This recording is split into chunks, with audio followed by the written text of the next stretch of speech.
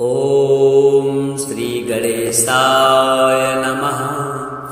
अथ श्री ब्रह्मांड विजय दुर्गा कवचम्। नारायण उवाच। शृणु नारद वक्ष्यामि दुर्गायाः कवचं शुभम्। श्रीकृष्णेनैव यद्दत्तं गोलोके ब्रह्मणे पुरा। ब्रह्मा त्रिपुरसङ्ग्रामे शङ्कराय ददौ पुरा। जघान त्रिपुरं रुद्रो यद्धृत्वा भक्तिपूर्वकम्। हरो ददौ गौतमाय पद्माक्षाय च गौतमः। यतो बभूव पद्माक्षः सप्तद्वीपेश्वरो जयी। यद्धृत्वा पठनाद् ब्रह्मा ज्ञानवान् शक्तिमान् भुवि। शिवो बभूव सर्वज्ञो योगिनां च गुरुर्यतः।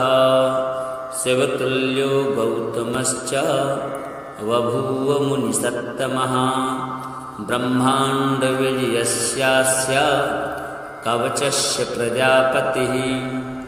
ऋषिश्छन्दश्च गायत्री देवी दुर्गतिनाशिनी।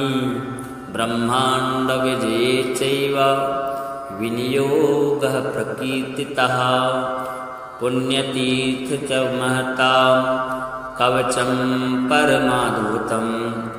ॐ ह्रीं दुर्गतिनाशिन्यै स्वाहा मे पातु मस्तकम्। ॐ ह्रीं मे पातु कपालं च। ॐ ह्रीं श्रीमिति लोचने पातु मे कर्णयुग्मं च। ॐ दुर्गायै नमः सदा। ॐ ह्रीं श्रीमिति नासां मे सदा पातु च सर्वतः। ॐ श्रीं ह्रीमिति दन्तानि पातु क्लीमोष्टयुग्मकम्। क्रीं क्रीं क्रीं पातु कण्ठं च दुर्गे रक्षतु गण्डकम्। स्कन्धं दुर्गविनाशिन्यै स्वाहा पातु निरन्तरम्। वक्षो विपद्विनाशिन्यै स्वाहा मे पातु सर्वतः। दुर्गे दुर्गे रक्षणीति स्वाहा नाभिं सदावतु। दुर्गे दुर्गे रक्ष रक्ष पृष्ठं मे पातु सर्वतः। ॐ ह्रीं दुर्गायै स्वाहा च हस्तौ पादौ सदावतु। ॐ ह्रीं दुर्गायै स्वाहा च सर्वाङ्गं मे सदावतु। प्राच्यां पातु महामाया आग्नेयां पातु कालिका। दक्षिणे दक्षकन्या च नैऋत्यां शिवसुन्दरी। पश्चिमे पार्वती पातु। वाराही वारुणे सदा।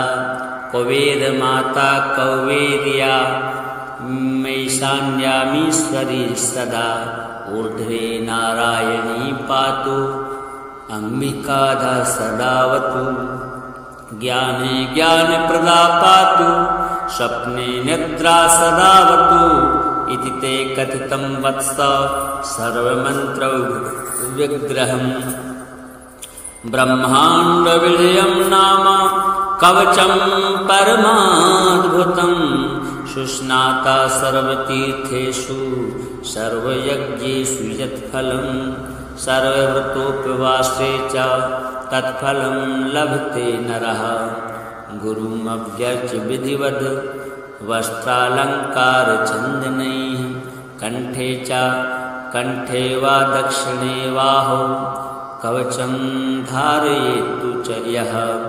सावत्रैलोक्यविजयी सर्वशत्रुप्रमर्दकः। इदं कवचं ज्ञात्वा भजेत् दुर्गतिनाशिनी। शतलक्षप्रजप्तोऽपि नामन्त्रः सिद्धिदायका। कवचं कारुणिशाखोक्तम् उक्तं नारदसुन्दरम्। यस्मै कस्मै न दातव्यं गोपनीयं सुदुर्लभं।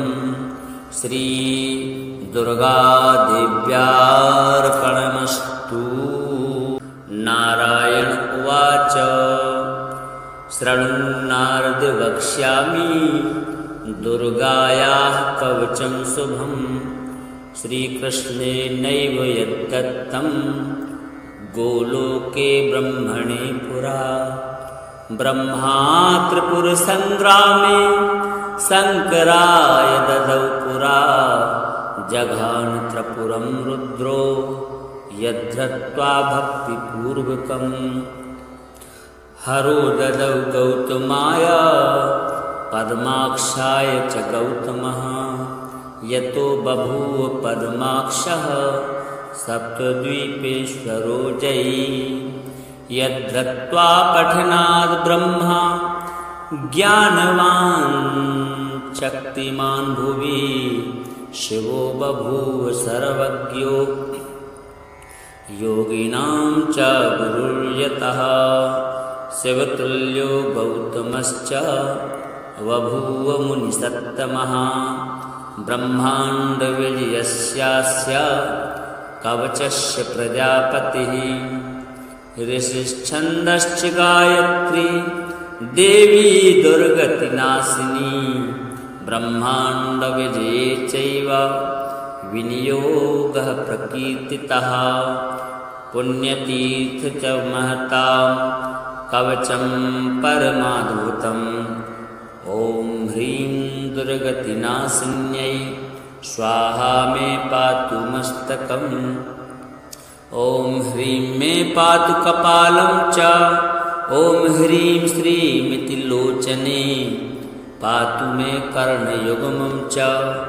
ॐ दुर्गायै नमः सदा। ॐ ह्रीं श्रीमिति नासां मे सदा पातु च सर्वतः। ॐ श्रीं ह्रीमिति दन्तानि पातु क्लीमोष्टयुग्मकम्। क्रीं क्रीं क्रीं पातु कण्ठं च दुर्गे रक्षतु गण्डकम्। स्कन्धं दुर्गविनाशिन्यै स्वाहा पातु निरन्तरम्। वक्षो विपद्विनाशिन्यै स्वाहा मे पातु सर्वतः। दुर्गे दुर्गे रक्षणीति स्वाहा नाभिं सदावतु। दुर्गे दुर्गे रक्ष रक्ष पृष्ठं मे पातु सर्वतः। ॐ ह्रीं दुर्गायै स्वाहा च हस्तौ पादौ सदावतु। ॐ ह्रीं दुर्गायै स्वाहा च सर्वाङ्गं मे सदावतु। प्राच्यां पातु महामाया आग्नेयां पातु कालिका। दक्षिणे दक्षकन्या च नैऋत्यां शिवसुन्दरी। पश्चिमे पार्वती पातु। वाराही वारुणे सदा। कुबेरमाता कौवेर्या मैशान्यामीश्वरी सदा। ऊर्ध्वे नारायणी पातु। अम्बिकाधा सदावतु। ज्ञाने ज्ञानप्रदा पातु। स्वप्ने निद्रा सदावतु। इति ते कथितं वत्स सर्वमन्त्रविग्रहम्। ब्रह्माण्डविजयं नाम कवचं परमाद्भुतम्। सुस्नाता सर्वतीर्थेषु सर्वयज्ञेषु यत्फलम्। सर्वव्रतोपवासे च तत्फलं लभते नरः। गुरुमभ्यर्च्य विधिवद् वस्त्रालङ्कारचन्दनैः। कण्ठे वा दक्षिणे बाहौ कवचं धारयेत्तु च यः। सावत्रैलोक्यविजयी सर्वशत्रुप्रमर्दकः। इदं कवचं ज्ञात्वा भजेत् दुर्गतिनाशिनी। शतलक्षप्रजप्तोऽपि नामन्त्रः सिद्धिदायका। कवचं कारणशाखोक्तम् उक्तं नारदसुन्दरम्। यस्मै कस्मै न दातव्यं गोपनीयं सुदुर्लभं श्रीदुर्गादेव्यार्पणमस्तु। नारायण उवाच शृणुन्नारद वक्ष्यामि दुर्गायाः कवचं शुभं श्रीकृष्णेनैव यद्दत्तं गोलोके ब्रह्मणे पुरा। ब्रह्मा त्रिपुरसङ्ग्रामे शङ्कराय ददौ पुरा जघान त्रिपुरं रुद्रो यद्धृत्वा भक्तिपूर्वकम्। हरो ददौ गौतमाय पद्माक्षाय च गौतमः यतो बभूव पद्माक्षः सप्तद्वीपेश्वरो जयी। यद्धृत्वा पठनाद् ब्रह्मा ज्ञानवान् शक्तिमान् भुवि शिवो बभूव सर्वज्ञो योगिनां च गुरुर्यतः। शिवतुल्यो गौतमश्च बभूव मुनिसत्तमः ब्रह्माण्डविजयस्यास्य कवचस्य प्रजापतिः। ऋषिश्छन्दश्च गायत्री देवी दुर्गतिनाशिनी ब्रह्माण्डविजये चैव विनियोगः प्रकीर्तितः। पुण्यतीर्थ च महतां कवचं परमाद्भुतम् ॐ ह्रीं दुर्गतिनाशिन्यै स्वाहा मे पातु मस्तकम्। ॐ ह्रीं मे पातु कपालं च ॐ ह्रीं श्रीमिति लोचने पातु मे कर्णयुग्मं च। ॐ दुर्गायै नमः सदा ॐ ह्रीं श्रीमिति नासाम्ये सदा पातु च सर्वतः। ॐ श्रीं ह्रीमिति दन्तानि पातु क्लीमोष्टयुग्मकम्। क्रीं क्रीं क्रीं पातु कण्ठं च दुर्गे रक्षतु गण्डकं। स्कन्धं दुर्गविनाशिन्यै स्वाहा पातु निरन्तरम्। वक्षो विपद्विनाशिन्यै स्वाहा मे पातु सर्वतः। दुर्गे दुर्गे रक्षणीति स्वाहा नाभिं सदावतु। दुर्गे दुर्गे रक्ष रक्ष पृष्ठं मे पातु सर्वतः। ॐ ह्रीं दुर्गायै स्वाहा च हस्तौ पादौ सदावतु। ॐ ह्रीं दुर्गायै स्वाहा च सर्वाङ्गं मे सदावतु। प्राच्यां पातु महामाया आग्नेयां पातु कालिका। दक्षिणे दक्षकन्या च नैऋत्यां शिवसुन्दरी। पश्चिमे पार्वती पातु वाराही वारुणे सदा। कुबेरमाता कौवेर्या मैशान्यामीश्वरी सदा। ऊर्ध्वे नारायणी पातु अम्बिकाधा सदावतु। ज्ञाने ज्ञानप्रदा पातु स्वप्ने निद्रा सदावतु। इति ते कथितं वत्स सर्वमन्त्रौ विग्रहम्। ब्रह्माण्डविजयं नाम कवचं परमाद्भुतम्। सुस्नाता सर्वतीर्थेषु सर्वयज्ञेषु यत्फलम्। सर्वव्रतोपवासे च तत्फलं लभते नरः। गुरुमभ्यर्च्य विधिवद् वस्त्रालङ्कारचन्दनैः। कण्ठे वा दक्षिणे बाहौ कवचं धारयेत्तु च यः। सावत्रैलोक्यविजयी सर्वशत्रुप्रमर्दकः। इदं कवचं ज्ञात्वा भजेत् दुर्गतिनाशिनी। शतलक्षप्रजप्तोऽपि नामन्त्रः सिद्धिदायका। कवचं कार्णशाखोक्तम् उक्तं नारदसुन्दरम्। यस्मै कस्मै न दातव्यं गोपनीयं सुदुर्लभम्। श्री दुर्गादेव्यार्पणमस्तु। नारायण उवाच शृणुन्नारद वक्ष्यामि दुर्गायाः कवचं शुभम्। श्रीकृष्णेनैव यद्दत्तं गोलोके ब्रह्मणे पुरा। ब्रह्मा त्रिपुरसङ्ग्रामे शङ्कराय ददौ पुरा। जघान त्रिपुरं रुद्रो यद्धृत्वा भक्तिपूर्वकम्। हरो ददौ गौतमाय पद्माक्षाय च गौतमः। यतो बभूव पद्माक्षः सप्तद्वीपेश्वरो जयी। यद्धृत्वा पठनाद् ब्रह्मा ज्ञानवान् शक्तिमान् भुवि। शिवो बभूव सर्वज्ञो योगिनां च गुरुर्यतः। शिवतुल्यो गौतमश्च बभूव मुनिसत्तमः। ब्रह्माण्डविजयस्यास्य कवचस्य प्रजापतिः। ऋषिश्छन्दश्च गायत्री देवी दुर्गतिनाशिनी। ब्रह्माण्डविजये चैव विनियोगः प्रकीर्तितः। पुण्यतीर्थ च महतां कवचं परमाद्भुतम्।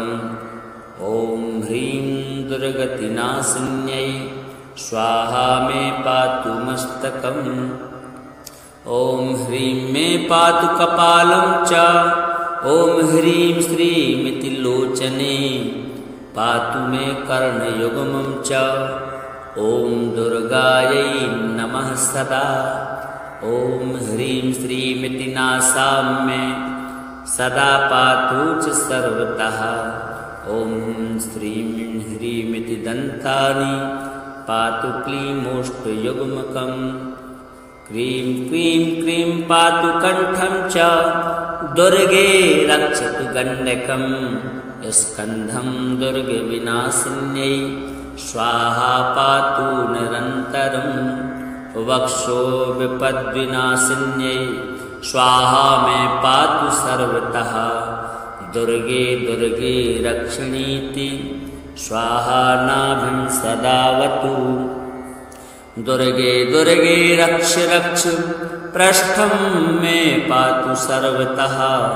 ॐ ह्रीं दुर्गायै स्वाहा च हस्तौ पादौ सदावतु। ॐ ह्रीं दुर्गायै स्वाहा च सर्वाङ्गं मे सदावतु।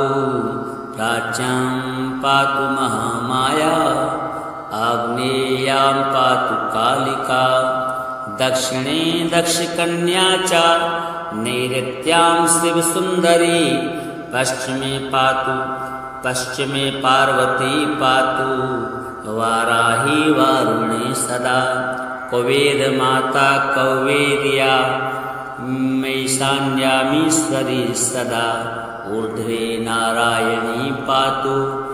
अम्बिकाधा सदावतु। ज्ञाने ज्ञानप्रदा पातु। स्वप्ने निद्रा सदावतु। इति ते कथितं वत्स सर्वमन्त्रविग्रहम्। ब्रह्माण्डविजयं नाम कवचं परमाद्भुतम्। सुस्नाता सर्वतीर्थेषु सर्वयज्ञेषु यत्फलम्। सर्वव्रतोपवासे च तत्फलं लभते नरः। गुरुमव्यर्च्य विधिवद् वस्त्रालङ्कारचन्दनैः। कंठे वा दक्षिणे बाहौ कवचं धारयेत्तु च यः। सावत्रैलोक्यविजयी सर्वशत्रुप्रमर्दकः। इदं कवचं ज्ञात्वा भजेत् दुर्गतिनाशिनी। शतलक्षप्रजप्तोऽपि नामन्त्रः सिद्धिदायका। कवचं कारुणिशाखोक्तम् उक्तं नारदसुन्दरम्। यस्मै कस्मै न दातव्यं गोपनीयं सुदुर्लभं श्रीदुर्गादेव्यार्पणमस्तु।